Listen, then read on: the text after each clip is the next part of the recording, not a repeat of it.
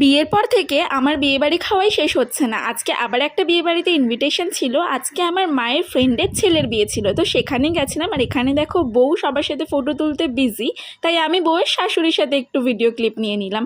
তারপর দেখো স্ন্যাক্স আইটেমে কিন্তু এখানে প্রচুর রকমের আইটেম ছিল, ফিশ বল, চিকেন চাট্টে, ফুচকা, কফি, অনেক কিছুই কিন্তু ছিল। তো সব কিছুই অল্প অল্প করে ট্রাই করে নিলাম। বিয়েবাড়িতে এসে স্ন্যাক্স আইটেম খেতে কিন্তু আমার বেশ ভালো লাগে। তারপর দেখো স্ন্যাক্স আইটেম খাওয়া দাওয়া কমপ্লিট করে চলে আসলাম মেন কোর্সের দিকে। তো মেন কোর্সেও কিন্তু বিভিন্ন রকমের আইটেম ছিল। ছিল আমার ফেভারিট মাটন বিরিয়ানি, সাথে চিকেন চাপ, সাথে ফিশ ফ্রাইও ছিল। এত কিছু আইটেম দেখে তো আমি জাস্ট ফিদা হয়ে গেলাম। মেন কোর্সে এত রকমের আইটেম দেখে একটা কথাই মাথায় ঘুরছিল যে স্ন্যাক্স আইটেমে এত কিছু ট্রাই না করলেও পারতাম। এখন তো পেটটা হালকা ভরেই গেছে, এবার আমি কি করে আমার ফেভারিট খাবারগুলো খাবো।